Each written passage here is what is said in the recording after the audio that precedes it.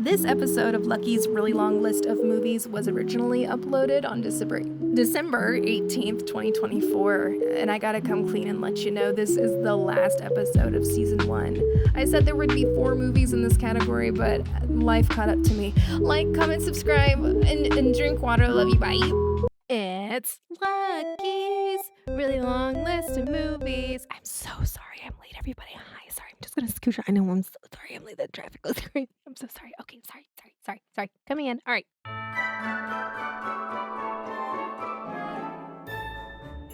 Hello, and welcome back to another episode of Lucky's really long list of movies, where I, your host, Lucky Damn Day, I dive deep into my really long list of movies that I have never seen before. I break this list up into categories, and each month there is a new category with 4 movies to cross off my list. And this month's category is Christmas movies. Wow, so unique, so unexpected. And I'm sorry I was late to this week, okay? I was late to this Christmas party, and I'm sorry. Okay, all right, disclaimer. Let's throw it down right here, right now.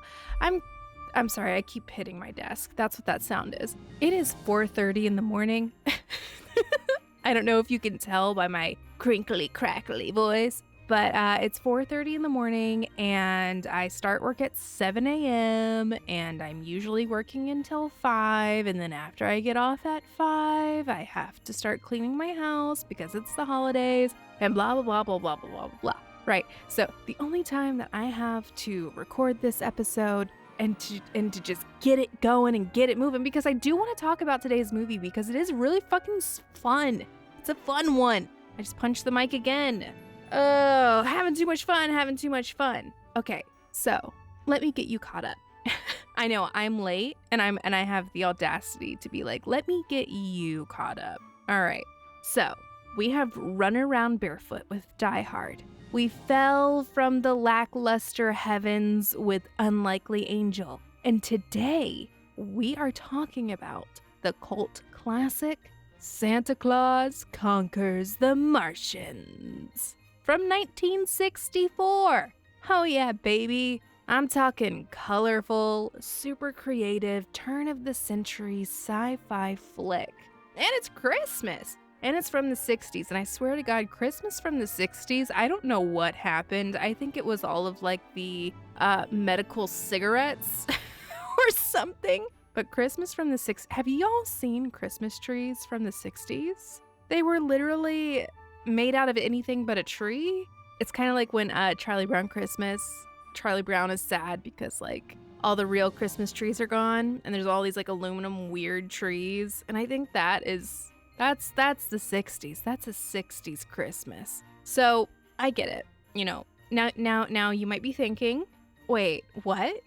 Santa conquering Martians? And yes, folks, that's exactly what this movie is about. It is. And he conquers the Martians in his own Santa way. So grab your eggnog, snuggle up, and let's talk about one of the most famous, so bad it's good movies of all Christmas time.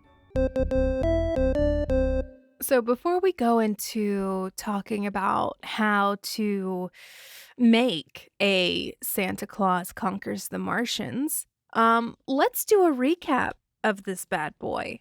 And I'm not going to rush it, and I'm not going to do it under a minute like I usually do. It is 4:30 in the morning.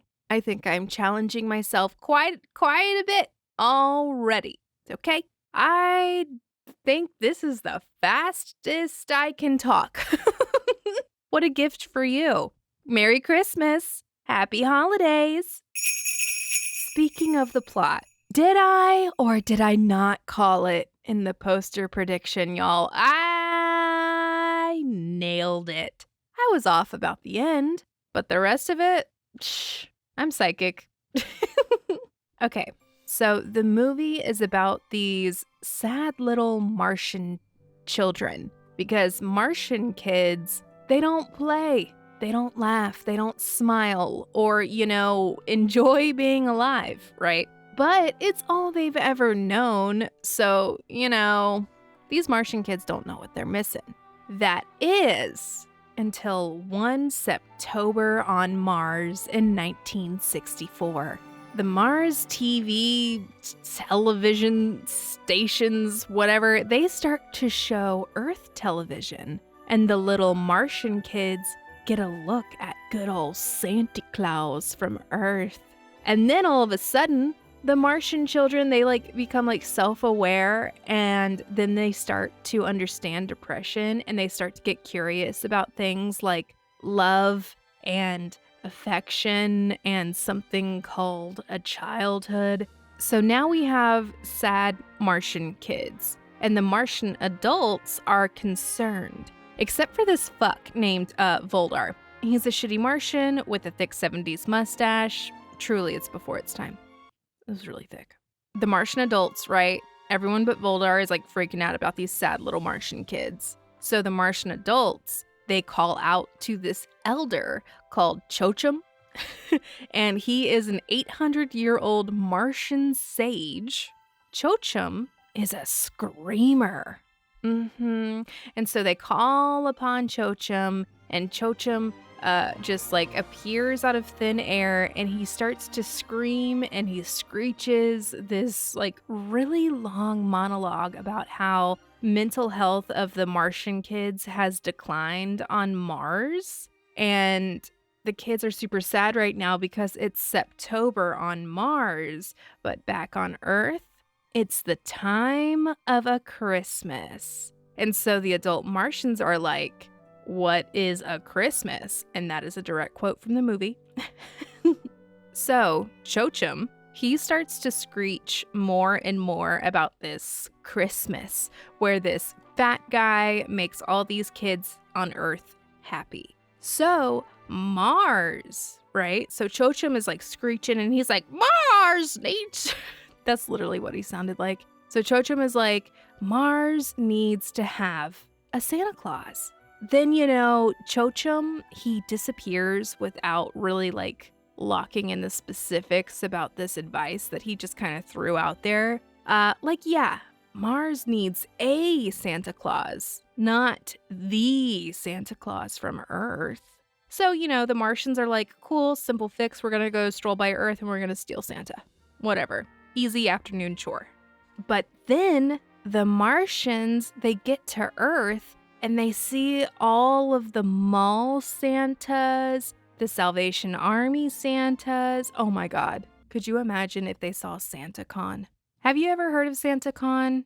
Well, okay, if you live in New York, you know about SantaCon. If you live outside of New York, you better never, ever, ever know about SantaCon, because if you know about SantaCon, then it has gotten so big in New York that the rest of the world knows about it, or it has gotten so big that it's now in your hometown, and I really hope that doesn't happen to you.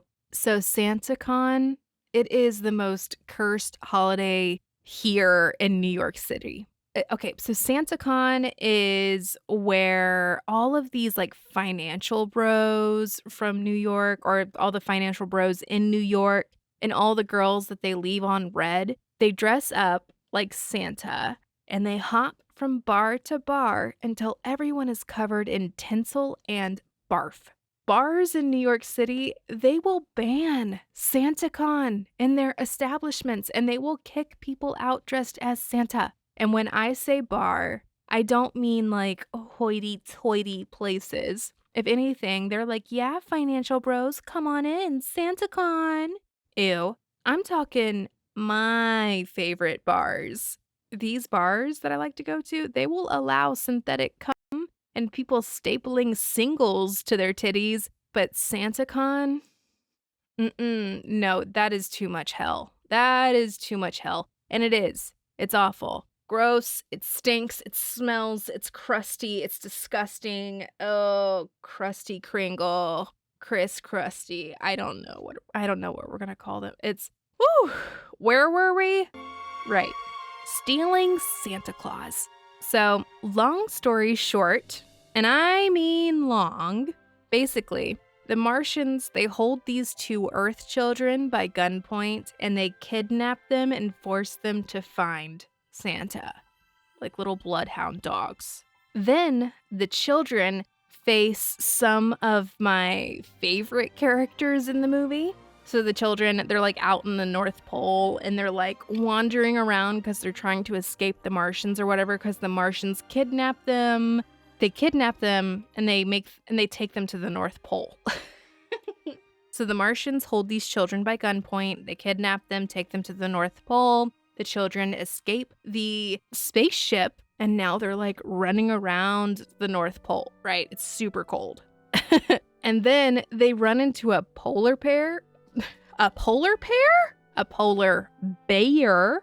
They run into a polar bear, which was just a very skinny person in a baggy, rented polar bear mascot outfit. Like a hard line between the head and neck. You know what I mean?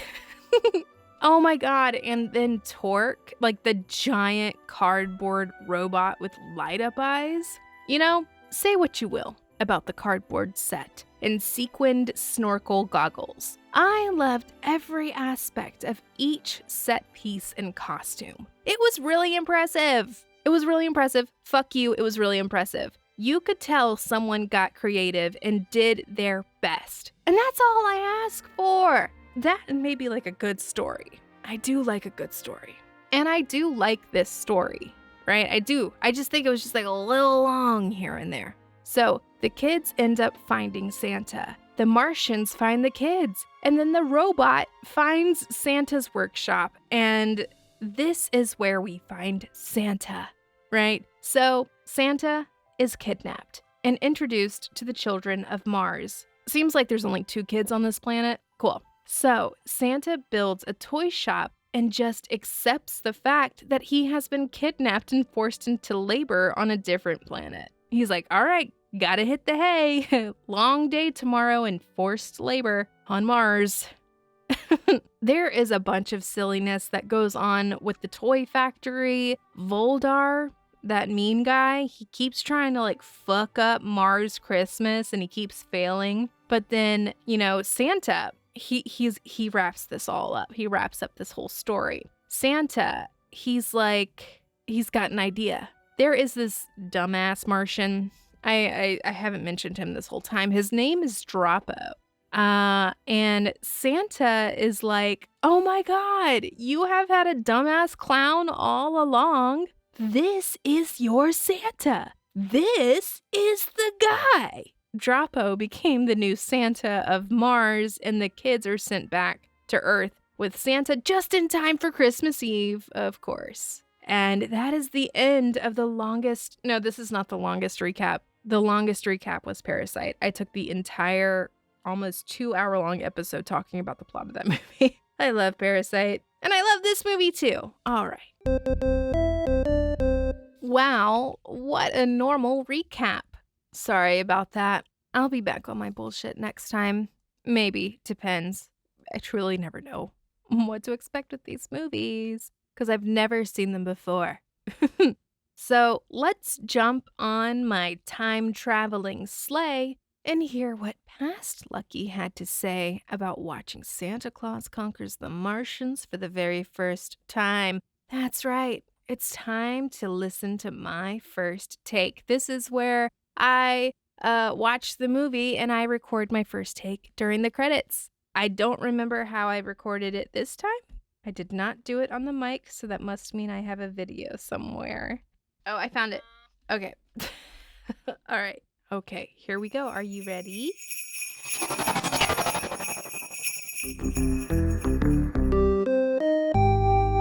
Okay, so this is my first take. Gotta be honest with you, I tried to watch this a couple days ago and I fell asleep. But that's okay. I just rewatched it and I thoroughly enjoyed it. It was pretty bad. There was a lot of bad. Like, it was even some unenjoyable bad.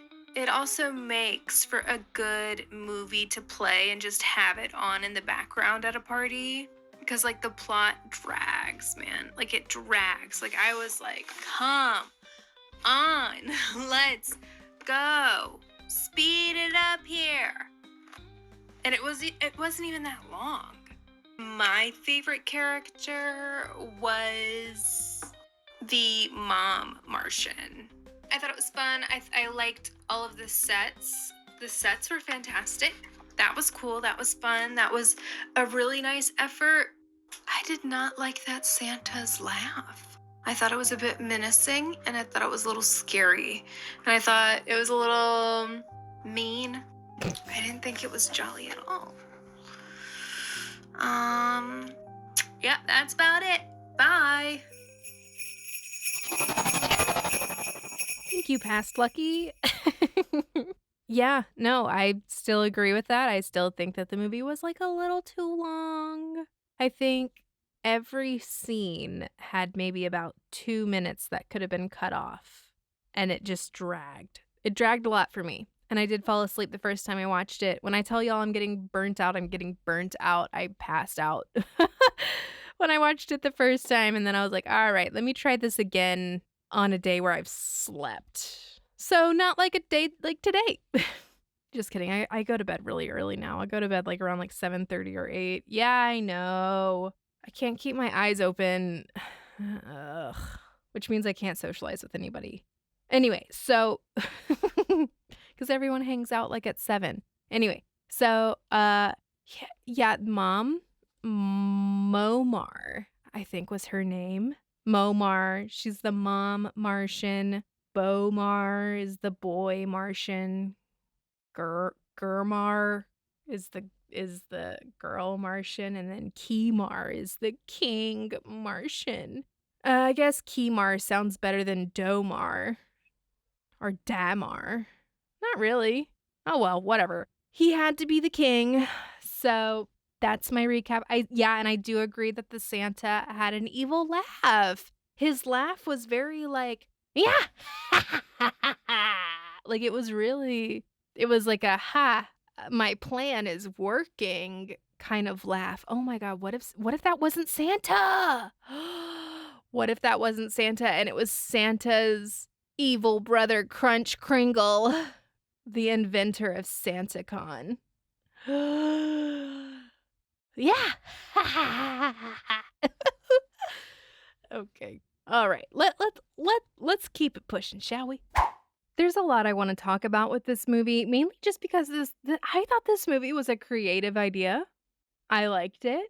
And the ideas that this movie gave me, I want to talk about that later. But before we get into all of these ideas that I've gotten, I want to tell you just like a little bit about how do you make this movie? What is this? What is this movie? Huh? Does anyone else know about it? Am I the first one to see it? Am I the last one to see it? No. This is a cult classic, as it should be. Let's set the scene. It's 1964. Nobody has a normal Christmas tree. They're all shiny, sparkly fire hazards, or they are completely made out of metal and they cannot be burned, or they're just a blanket on a stick. I've seen trees like that too. So it's 1964. It's a 1960s Christmas, and a guy named Paul Jacobson, who's working in video production, decides to make a Christmas movie, but with a twist. He's thinking, you know what kids really need this Christmas? They need a holiday adventure with Santa Claus and Martians. Why? Because apparently the world was just begging for this kind of Yuletide science fiction fantasy. So Jacobson, he calls up this writer called Glenville Merritt, right? Jacobson calling up Glenville Merritt. Okay, he's calling up Glenn to help him craft this masterpiece, and they hire director Nicholas Webster to bring this bad boy to life. The result? A 69-minute, definitely didn't feel like it, Christmas movie that has a very unique charm. I was trying to make the word charm sound like Martian. Charmshin. No, that sounds like a whole nother word.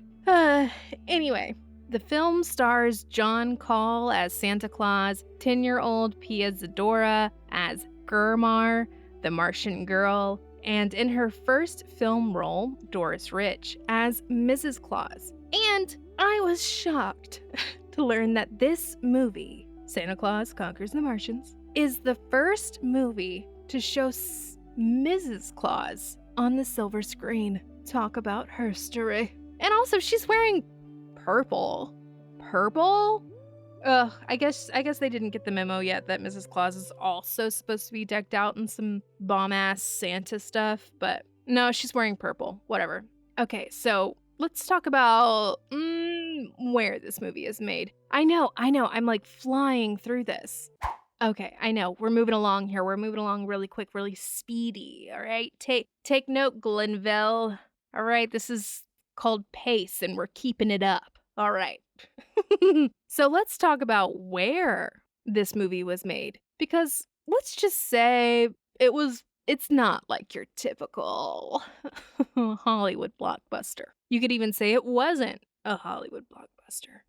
So filming took place over just 2 weeks in a small studio in Long Island.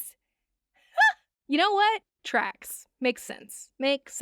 If anything, that makes me like it more for some reason. And it's obvious that it was made on a budget. You know, that probably couldn't even afford like a cup of cocoa, right? But hey, they did their best with what they had, which included colorful Martian costumes, a North Pole set, which I really liked, and I also really liked the Santa Factory, and I also liked the Mars Santa Factory, and again, the robot, the polar bear. They're in the North Pole. They really tried their fucking best with this movie. They gave us a set from top to bottom, from left to right, from back and close. It's like, ugh.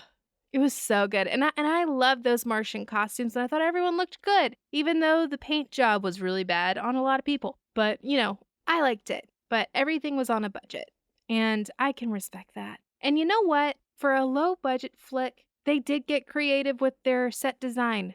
Yeah, for this low-budget film, they got creative with their set design. And all of those awesome things that I was like listing earlier, they also made the great idea to shoot everything in color, which really brought out like these picturesque effects. And I thought it was really cool. Okay, so the movie is made. I couldn't really find too much about like production. How was it on production? I was looking up I was trying to like find interviews and shit. And I couldn't find interviews and shit. And usually I can find an interview for like a cult movie. Here's the thing. You're going to be shocked. This movie wasn't exactly a big hit. In fact, it's regularly listed on, you know, like worst movie of all time lists. And it even made it to the IMDb bottom 100. You know what? People can't get enough of it. They love this shit. It is one of those films that it's so bad, it's good, and that's why it keeps getting featured on shows like Mystery Science Theater 3000, Cannes Film Festival, and Elvira's Movie Macabre. You gotta love it. Like, this is what the people want to see. That little soundbite. This is what the people want to see. This is what the people want to see. Not all the time. Maybe like once a year during the holidays. And here is some real magic of Santa Claus Conquers the Martians. It turned out to be a cult classic. And also, not only was it a cult classic, but when it came out in 1964, it actually was in theaters. And it was kind of like the only other movie people could go watch that wasn't a Disney movie. And I think it was even advertised as like a Christmas movie that even like parents can sit through, which I don't know if they got it. I don't know if they sold that. But hey, it's fun. It's a fun movie. It isn't Disney. There's Martians, there's guns. And when I say guns, I mean guns. Like, yeah, they had some kind of like ray gun at one point. But when they were like holding up the children, those were like military grade, like Earth guns. Anyway, it's one of those films that over the years, people have just embraced for its cheese and camp. There's even a musical version. I'm not kidding. In 1993, a stage adaptation hit the Factory Theater in Chicago.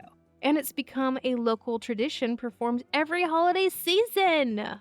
They've got people dressing up in crazy Martian costumes, throwing in all kinds of goofy humor, and of course, bringing the holiday cheer. Okay, so that's basically the legacy of this movie. It's big. It has a cult following. It's creative. Someone put their heart and fart and ass and soul into this movie, and I see it. And the writing was bad, but it was just enough. If the writing is going to be bad, I'm gonna need an emaciated polar bear.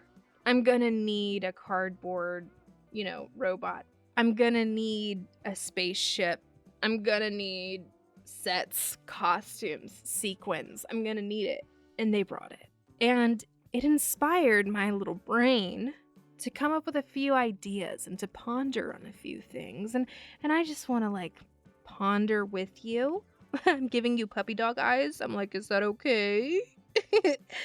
I'm going to go off script. And when I say off script, I mean no script. I don't know if I've told y'all, but I've done this before and it's just always awful. So I'm giving it another shot. Oh, it is now 5 a.m. in the morning. So maybe I'm better now. Yeah, I'm better now. Okay, so Santa Claus versus the Martians. I think this movie was full of good ideas. I thought it was full of good ideas fun ideas to just think about, fun ideas that I would like to see made into a movie. Okay, so I have a movie idea. You can steal it from me. I don't care. No, I care. Don't steal it. Especially if it's going to make millions of bajillions of dollars, because I think I'm capable of making an idea that way. And maybe I do have a million bajillion dollar idea inspired by the movie Santa Claus versus the Martians. Crazier things have happened. Roman Polanski's still free and always on trial for doing something really gross. So the first idea that I had while I was watching this, you know when the Martians are first going to kidnap Santa, and this is before they kidnap the children. So they're hitting up Earth, right? They're looking down at Earth and they're just like, where is Santa Claus? He is a fat man with a red suit and he's jolly, they're trying to find the guy that matches the description. And they keep seeing mall Santas, right? They keep seeing mall Santas and Salvation Army Santas. And then one of the Martians was I think Voldar said it. Voldar was like, let's just take one of them. Earth has enough Santas as it is. Look at all these Santas. Let's just take one. They won't miss one Santa.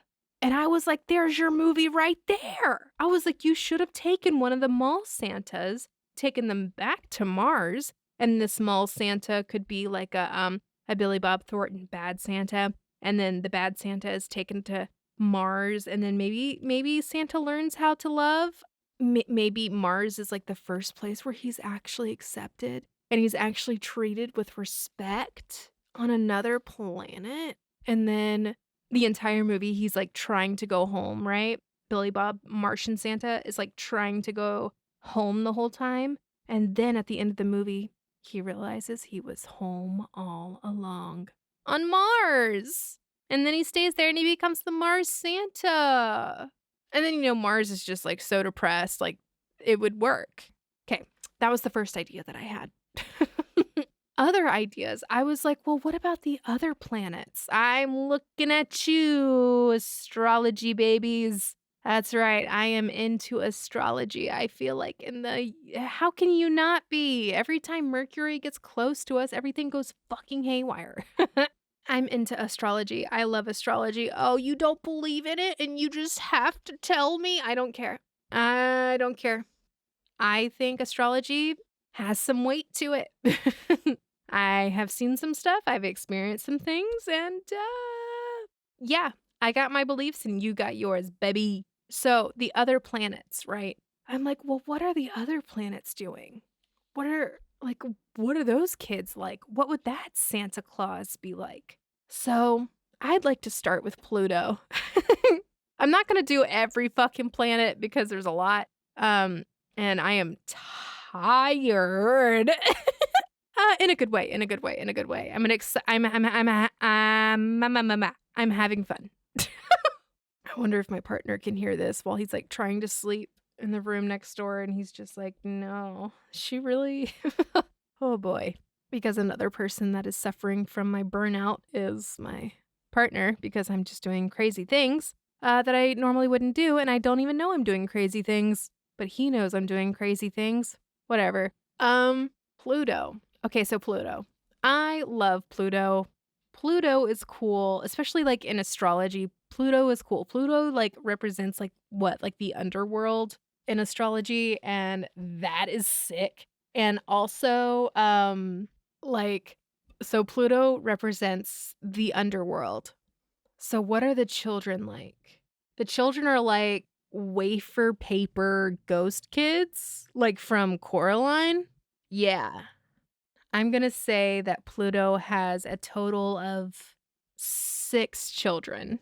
And these kids are kind of everywhere all at once because they're kind of creepy. These children are creepy. These children are the children from Coraline. So their Santa has to be somebody that they would like. How do underworld children want to feel on Christmas? Well, they're probably going to want some like disturbing toys. The music is probably just like the sound of a black hole. Oh, it'll probably be snowy. It'll probably be icy, slushy icy. What would Pluto's Santa be like? Would we go like an Addams Family route? Would it be Gomez? Because Gomez, he has like personality. Or what if they have an Elvira? What if they have an Elvira? What if it is Elvira? Elvira would make a great Santa Claus for Pluto. Oh boy, that's what that is. Could you imagine her? Oh, she would hate it, but it would make it perfect. Oh, the kids would love her. Oh, those creepy ghost children would love her. I hope. Well, that's what they're going to have to deal with because Elvira, I'm assigning you to be Pluto's Santa Claus. Okay, who's next? Saturn. Okay, Saturn. Saturn in astrology. I'm also not like a really good my astrology knowledge is very like surface level. I'm very new at it. So, I haven't even gotten into like the super complicated stuff yet with astrology, and there's complicated shit to where I'm just like, "Oh, so we're just going to be rocket scientists." Okay.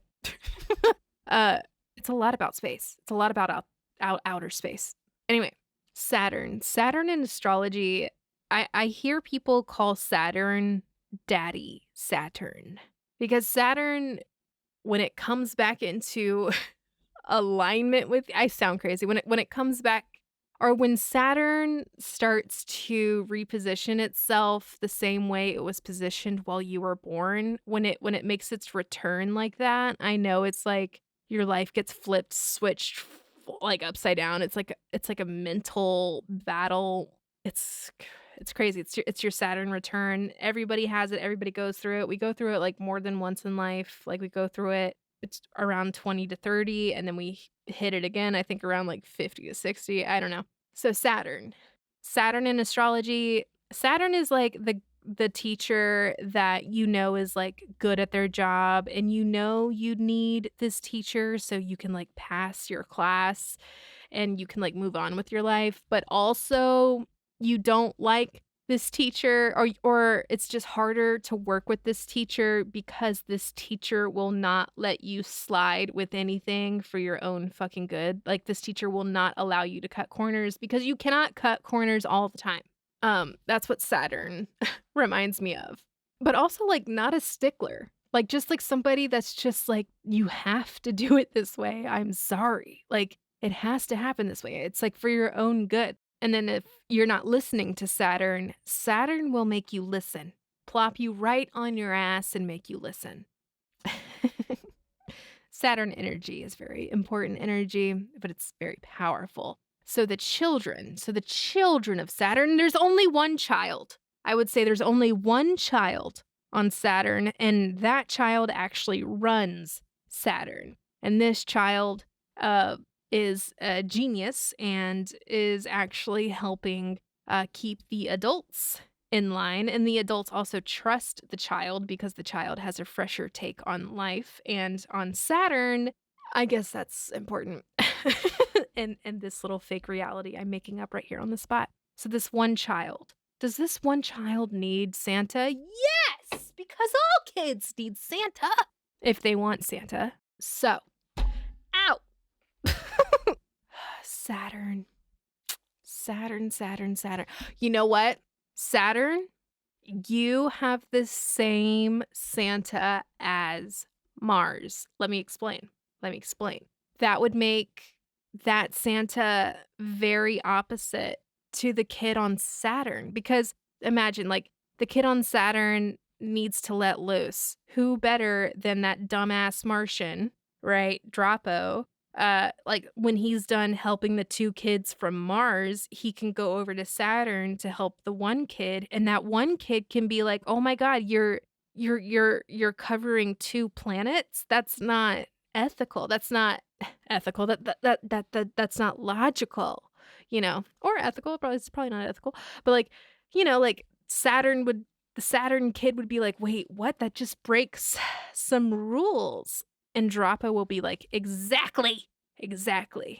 You need to break some rules, kid. You gotta let loose. And then Droppo ruins the child by teaching him how to ruin his life. So that's Saturn. Venus. Venusian. Every time I think of Venus, I just think of like the divine feminine. I think of the painting of the lady in the clamshell. I think that is called Venus. Or is that Aphrodite? I don't know. I haven't seen it in a while. I haven't spoken to her. Venus. I think Venus is full of just like beautiful children. And the kids are happy and they are a part of society. They're a part of the community. They are chill. They help keep the peace. They help spread love and joy and all these beautiful things.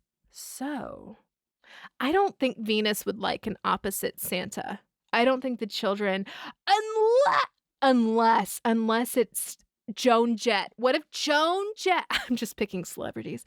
What if Joan Jett was the Santa Claus of Venus? I think that's perfect. Joan Jett is the Santa Claus of Venus? Could you imagine? Like, it's like, yeah, like, like, don't forget your Venusian power. But also, like, you can get a little rough around the edges. You can be a little edgy. You can take a little peek into the dark side. Oh my God. And then every year, like, Joan Jett doesn't give out presents because presents, are like, maybe she'll give a gift here and there. But what everybody really wants from Joan Jett Santa Claus is her music. And so she has a big old concert on Venus every September. Oh, I would go to that. That would be sick. What other one? We got Mars, we got Venus, we got Saturn, we got Pluto. I think those are the planets that I think I am the most familiar with. All the other planets, I think I had to like research a little bit more in astrology just to get used to these like astrology personalities that they have. But astrology is fun. It's fun. Why ruin it for us? Leave us alone. And also, it checks out. Why are all of my astrologers right all the time? That's my experience with it. Anyway, it feels good to get that brainstorming out. I went off script and I think I had a little bit of fun. Ooh, all before 6 a.m. Insane. Oh my God. And I have to get ready for work. Shit. Okay. And now it is time. I think it's time to wrap this one up. I know. Yet another small, shitty episode from Lucky Damn Day. I'm sorry. But then also at the same time, I'm glad I'm letting loose a little bit. I'm glad I'm happy with the problems that I have. Sorry. Shut up. All right. That's my alarm. My alarm is advertisements. So, as I was saying, I am happy about the problems that I have. The problems that I have too much work.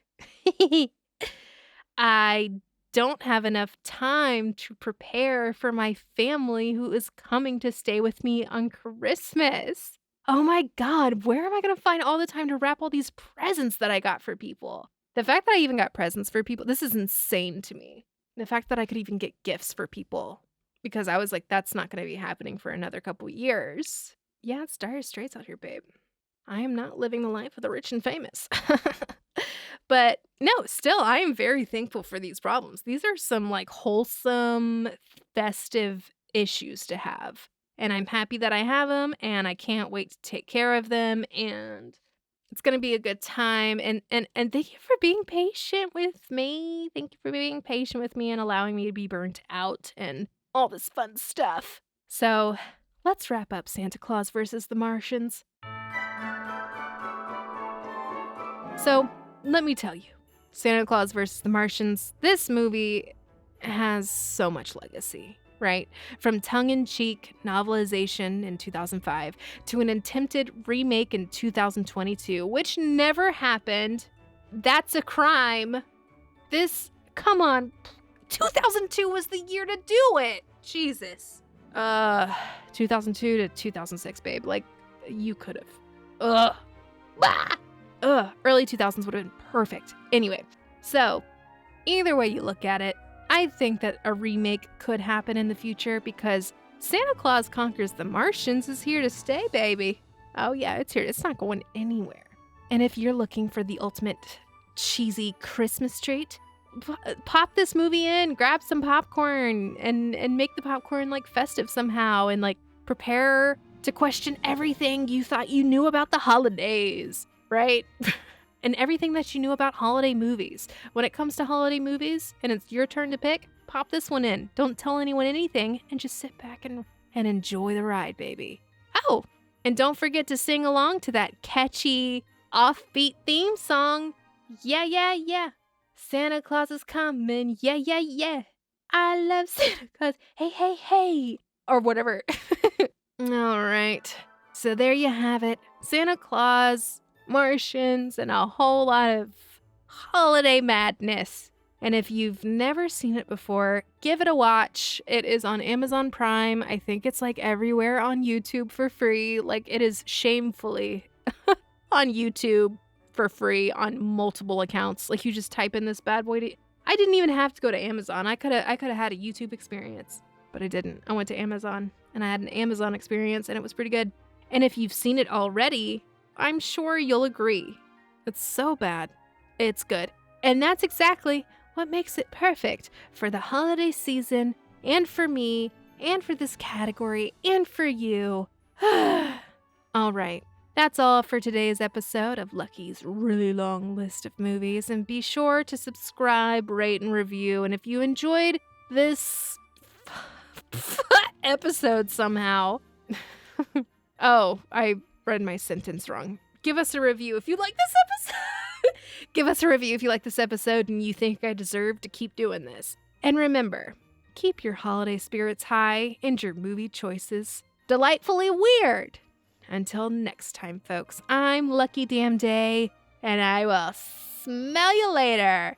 Or I have to go to work like this. All right, bye.